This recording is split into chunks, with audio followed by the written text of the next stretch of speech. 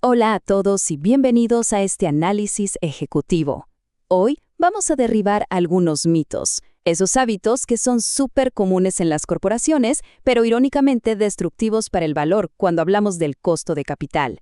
Basándonos en la metodología implacable del capítulo 4 de la octava edición de Valuation de McKinsey, vamos a ver cómo una mala percepción del riesgo muchas veces termina nublando nuestro juicio financiero. Así que, sin más preámbulos, entremos de lleno en el tema y elevemos nuestro rigor analítico. Nuestra agenda para esta sesión es bastante directa. Arrancaremos con el verdadero costo de capital, pasaremos por algunos errores y crisis históricas, compararemos el uso de escenarios versus primas arbitrarias, hablaremos de aversión al riesgo, de gestión corporativa y cerraremos con un par de directivas clave. Comencemos con el punto 1, el verdadero costo de capital. Empecemos rompiendo un paradigma enorme. Tenemos que dejar de pensar que la gerencia controla su propio costo de capital. El punto crucial es este. El costo de capital no es un costo de caja, no es dinero en efectivo saliendo de nuestra cuenta. Es pura y exclusivamente un costo de oportunidad. Como nosotros los ejecutivos somos, al final del día, agentes de los inversores, este costo lo dictan 100% las alternativas del mercado global. A diferencia de la estrategia operativa, donde tenemos un montón de control, sobre el costo de capital casi no tenemos ninguno. Es el mercado global el que simplemente dice, esto es lo que exijo por este nivel de riesgo en esta industria. Así de simple. Y esto nos lleva a un error estratégico masivo. Algo que vemos todo el tiempo en fusiones y adquisiciones. Imagínense esto. Es súper tentador pensar que si financiamos una compra emitiendo deuda barata, digamos al 4% después de impuestos, entonces ese es nuestro costo de capital para el proyecto. Es una falacia total. Evaluar un negocio usando el costo de la deuda en vez de su verdadero costo de oportunidad, que tranquilamente podría ser un 8%, infla artificialmente la valoración de la empresa objetivo, hasta en un 100%. Matemáticamente es una locura. Estaríamos justificando un múltiple de precio-beneficio de 80 en lugar de un razonable 20. El riesgo operativo del negocio es el que manda, no de dónde sacamos el dinero prestado. Vamos al punto 2, errores estratégicos y crisis sistémicas. Para anclar esto en la realidad y ver cómo los mercados procesan verdaderamente el riesgo, viajemos por un segundo a la crisis financiera del 2008. Esta línea de tiempo lo dice todo. Durante 9 meses, de enero a septiembre, todo operaba dentro de cierta normalidad. Pero luego, en cuestión de días, con el colapso de Lehman Brothers y el rescate de IEG, toda la arquitectura financiera mundial tembló.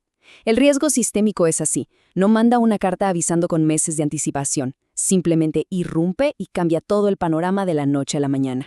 Y en ese periodo tan aterrador y volátil, el S&P 500 sufrió una caída brutal. Estamos hablando de un desplome del 30%. El mercado estaba valorando una incertidumbre extrema. Pero, y aquí está el dato que realmente nos interesa hoy, fíjense en este contraste. Frente a esa caída masiva del 30% en el valor de mercado, el incremento correspondiente en el requerimiento de rendimiento de los inversores, el famoso costo del capital o cost of equity, apenas subió alrededor de un 1%. Es impresionante. Esto nos demuestra de forma irrefutable lo increíblemente estable que es el verdadero costo de oportunidad. Incluso en medio de la peor crisis en décadas, lo que colapsó fueron las proyecciones de los flujos de caja futuros, no la tasa de descuento que exigen los inversores. Lo que nos conecta perfecto con el punto 3, escenarios versus primas arbitrarias. Sabiendo que la tasa de capital es tan estable, tenemos que erradicar esa pésima costumbre de inflar artificialmente las tasas de descuento. Del lado izquierdo tenemos el enfoque perezoso y francamente defectuoso. Proyectamos un único escenario optimista, sabemos que hay incertidumbre y para compensar le sumamos una prima de riesgo al ojo. Del lado derecho tenemos la ruta matemáticamente rigurosa que propone McKinsey. Mantenemos la tasa de descuento intacta con el WACC estándar del mercado y capturamos el riesgo creando múltiples escenarios de flujos de caja ponderados por su probabilidad real. Fíjense por qué las primas arbitrarias son una trampa matemática enorme. Esta matriz es reveladora porque traduce la prima a una probabilidad de fracaso.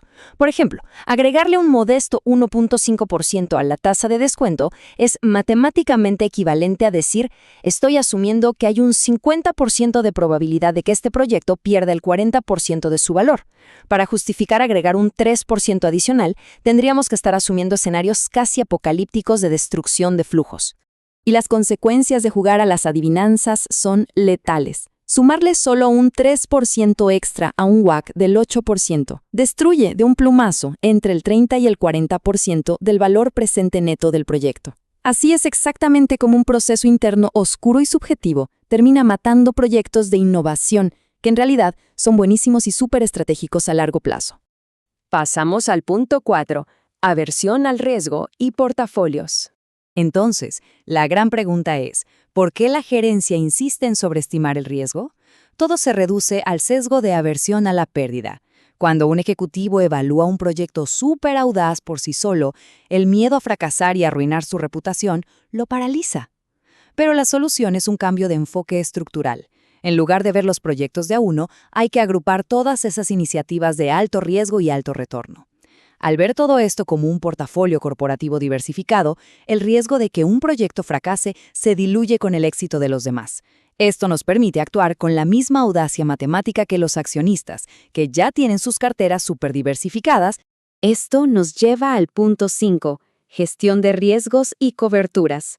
Esta misma lógica de diversificación aplica al famoso hedging financiero. Tenemos que tener clarísimo qué riesgos valen la pena cubrir. Los riesgos diversificables, como fluctuaciones normales en el tipo de cambio o en el precio de una materia prima, no deberían ser objeto de coberturas sucesivas. ¿Por qué? Porque los accionistas globales ya se protegen de esto ellos mismos diversificando sus inversiones. Gastar capital interno en estas cosas muchas veces solo destruye valor. La regla de oro es esta. Los recursos de cobertura se concentran únicamente en riesgos sistémicos catastróficos, es decir, nos cubrimos solo ante escenarios que sean tan masivos que amenacen con llevar a toda la empresa a la bancarrota. Y así llegamos a nuestra última sección, conclusión ejecutiva para líderes financieros. Después de repasar todos estos pilares metodológicos, tenemos que hacernos una pregunta incómoda pero sumamente necesaria. ¿Están esas primas de riesgo arbitrarias matando nuestro crecimiento estratégico? Tenemos la obligación de auditar con mucho rigor cómo estamos asignando el capital internamente. Seguir castigando las buenas ideas y las proyecciones futuras con tasas de descuento infladas por miedos y sesgos humanos es la receta perfecta para el estancamiento corporativo. Y quiero cerrar con esta idea central. La diferencia definitiva entre las empresas que realmente crean valor y las que solo sobreviven está en la maestría con la que manejan el riesgo. El liderazgo financiero verdadero se basa en modelar escenarios robustos y respetar siempre el costo de oportunidad que exige el mercado. Con esto finalizamos nuestro análisis y les dejo esta reflexión ineludible. ¿Estamos usando nuestros comités de inversión para crear valor estratégico genuino o simplemente para proteger el ego corporativo a costa del futuro de la empresa?